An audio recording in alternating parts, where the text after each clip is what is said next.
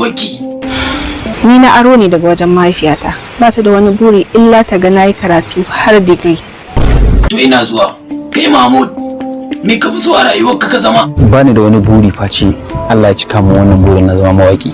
Wallahi da in zama gwamna gara in zama mawaki. Mahmud, in dai kana so kai waka sai ka biya naira 50,000. Ai idan dai har sai na biya waɗannan kuɗaɗen zan yi waka, so wataƙila har abada ba zan yi waka ba. Ai ga can ana ɗora maka aure kai da Murja. Aure na da Murja? Ya baka farin ciki. Ƙwarai kuwa.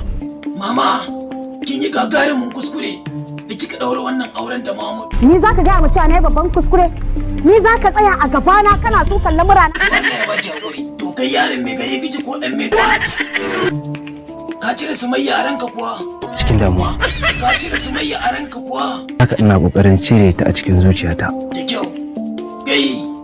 Kaga na maka kira da Alfa Sino. Za ka fara acting ne? Sun fara acting mana. Saboda na lura da cewa ni idan zan yi acting irin na Alnuhu ne. Kawo ko idan na riga na fara shi fa sai dai hakura. A ba za ka kama kafa irin na sarki Alnuhu ba. Ni irin ku 'yan hasada na san su a duniya ba abin da kuke gaya mini. Wannan kuma waye? Isto kenan. What? Amma kar ki sake ki shigo gonarsa. Presto. Yarinyar can fa kallon ka take. Sai ka mata wannan ta wuce. What? Ke. Me kiya nan gurin kin sa kina kallon mutane? Bar wajen.